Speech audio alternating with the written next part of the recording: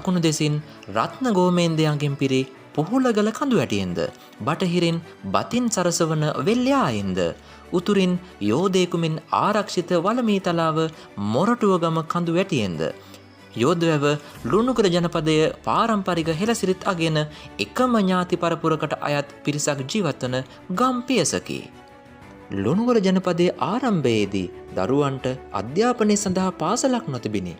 දරුවන් ඒ සඳහා පා නැගුවේ පැරණි පාසලක් වන මොරටුවගම විද්‍යාලයටය. කඳුවැටිය තරණය කරමින් දුෂ්කර ගමන් මාර්ගයක අනතුරුදායක ලෙස මොරටුවගම පාසලට යෑම අවදානම් බව කවුරුත් තේරුම්ගත් කරුණකි. පසුව ළමුන් වැඩිවීමත් සමග වර්තමානයේ පාසල පිහිටි ස්ථානයේ ඉලුක් සෙවිලි කළ ගොඩනැගිල්ලකට ගෙන ගිය අතර පසුව එම ගොඩනැගිල්ල ගින්නෙන් විනාශ වීම නිසා නව ගොඩනැගිල්ලක් සාදා රජයට පවරා ගත්තේය. එම නව පාසල රජයේ පාසලක් ලෙස ආරම්භක විදුහල්පති DMP චන්ද්‍රසිරි මහතා වැඩ ආරම්භ කරනු ලබන්නේ වර්ෂ 1972 සැප්තැම්බර් මාස 1 වෙනි දිනදීය. එසේ ආරම්භ වන පාසල ඥානාලෝකය හිරු රැස්මෙන් පැතිරෙමින් රටට දැයට වැඩ ඇති සිසු පරපුරක් බිහි කිරීම ප්‍රශංසනීයයි.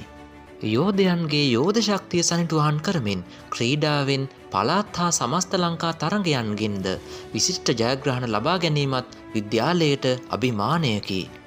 වර්ෂ 1990 වන විට සිසුන් විශාල ප්‍රමාණයක් ඉගෙනුම ලබන පාසලක් බවට පත්වීමත් සමග වර්ෂ 1998 දී විද්‍යාලය මහා විද්‍යාලයක් බවට පත් වූ අතර මීට සමගාමීව පාසලේ භෞතික සම්පත් මෙන්ම මානව සම්පත් සංවර්ධනයේද වේගවත් විය.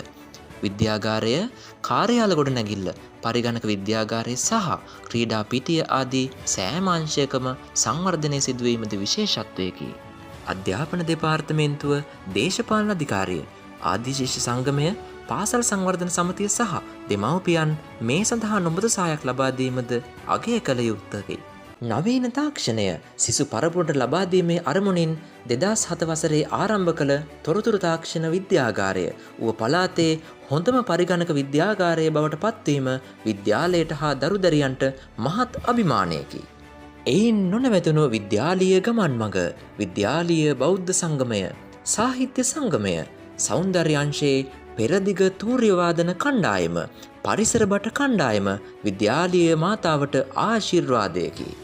විද්‍යාලයේ ආරම්භයේ සිටම ජාතික මට්ටමේ තරඟවලදී මෙන්ම අපොස සාමාන්‍ය පෙළ සහ උසස් පෙළ විභාගවලදී දරුවන් අති විශිෂ්ට දස්කම් දැක්වීමද අගය කළ යුත්තකි. විද්‍යාල මාතාවගේ ඇකයේ හැදුණු වැඩුණු දරුවන් ආර්ථික, දේශපාලනික, සමාජීය, ආගමික සංවර්ධනයට ඉමහත් දායකත්වයක් ලබා දෙමින් මේ දක්වා කටයුතු කිරීම විදුබිමට ගෞරවයකි.